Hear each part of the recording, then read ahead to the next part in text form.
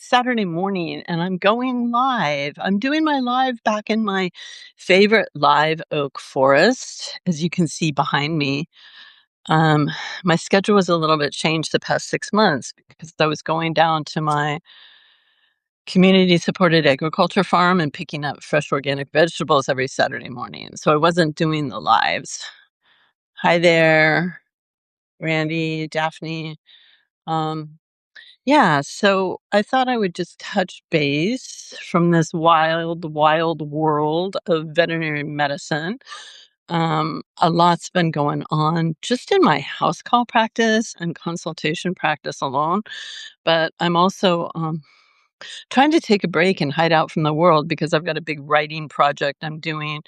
I'm diving into the classics of Chinese medicine and the Wu Jing or the 5 phases, the 5 movement, which are actually it's almost like early quantum physics. It's talking about the 5 energies that get spun off from the dance between yin and yang, and those 5 energies create, in the words of the classics, the 10,000 myriad things around us in the universe. In the whole universe, not just planet Earth, but the stars and the planets and the sun and the moon. And a lot of time it's kind of given short shrift in Chinese medicine teachings and what we call TCM, the modern Chinese medicine, as some cutesy folklore thing that the ancients came up with. But what I discovered last night is, and I knew this and I just dived deeper into it, almost every culture around the world, from ancient Greeks, ancient Romans, Africans, Ayurvedic, Hindu, ancient India, and the Vedas, of course, ancient Chinese, and the indigenous tribes of North America and probably South America. Can't find any firsthand info on South America. Um, they all talked about these things that they called, that we translated into English as elements. So 4 elements or 5 elements, mostly 5. There was the 4, one for each of the cardinal directions, and then one that the Greeks called ether, some others called spirit. So, I just, if I see something like that, in all of these different cultures on all of these different continents, from ancient days like 3000 BC up through the 20th century, there's just got to be something to that information. There's got to be some wisdom there. The Tibetans used the concept, all different kinds of people.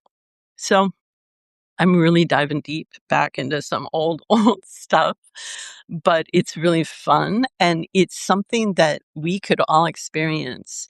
If you go outside and take a walk in even a semi-wild place, even your backyard, especially if part of your backyard is just grown up, and just look around you and you'll see, especially this time of year, we're ending spring and heading into summer.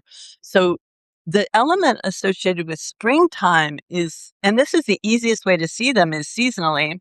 Excuse the plane going overhead.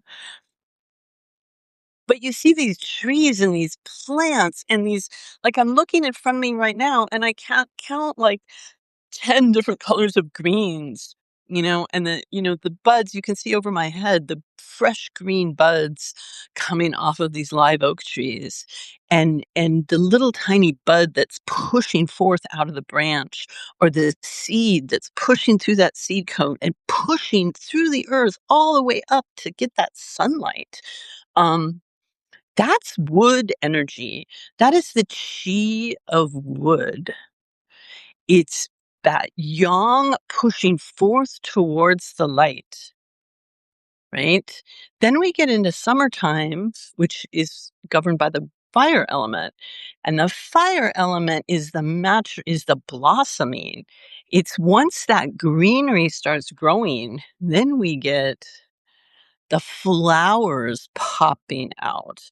And if you really start observing flowers, a lot of flowers are five-petaled, and they're said to be modeled after the stars, the five-pointed stars.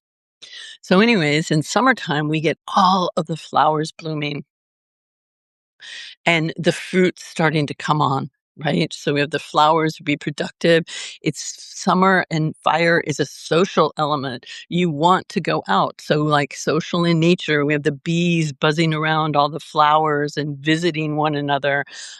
You have people going to the beach, people going to family reunions, getting outside and going to picnics and parties and dancing and singing. It's heart. It's ruled by the heart. And that's summer, and that's the chi of fire. The heart is at the tip of our tongues. It's our laughter, it's our speaking, it's singing. Then we get to late summer, which is governed by the earth element. And that's when, you know, those tomato plants you have at the end of the year and they're still putting out fruit, but the leaves are getting kind of dry and yellow and wilted. And the grapes, you know, the fruit and the vegetables are just heavy on the vine. There's that term that we use. And the humidity settled in. We've had a busy, active summer, and we just want to sit on the front porch with a glass of iced tea. That's the time of the earth. The dampness and humidity settles in, and it's a time to slow down. And then in the fall, we get autumn. So the earth is kind of a neutral element. And with wood and fire, our energy has been going outwards, up towards the sun in a yang direction, up and out. In the fall, the energy starts changing and moving the other direction, back down into the earth. So the sap in the trees flows back down the trunks. The leaves turn colors and die off and blow down to the ground. And all of that energy starts going back into the earth, getting ready for winter, you know, going into the hibernation cave. And autumn is a time of dying off. The emotion associated with is with grief. It's with letting go of that whose time has come to let go. You know, nothing lasts forever. Our bodies don't last forever. Our animals don't last forever. The tree in front of me doesn't last forever. So we have to enjoy it while we have it. So autumn is a time of dying off and letting go. And then we come to winter.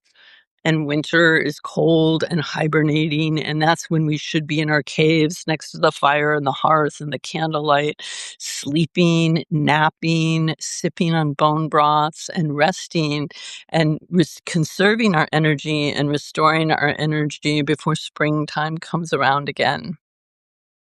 Hey, Maria. So I didn't really plan on getting here and telling a whole story about the five elements, but um, it really brings us back to the energies and rhythms of the earth, again, of the sun and the moon, the yin and the yang. And if we start following those energies and following those cycles, our bodies will be healthier. We'll live in more of a state of grace. Like right now, the big deal is sunshine. All of a sudden, we've been told sunshine is bad, and now everybody's waking up at daybreak to go get those infrared rays from the sun. Well, that's what farmers used to always do.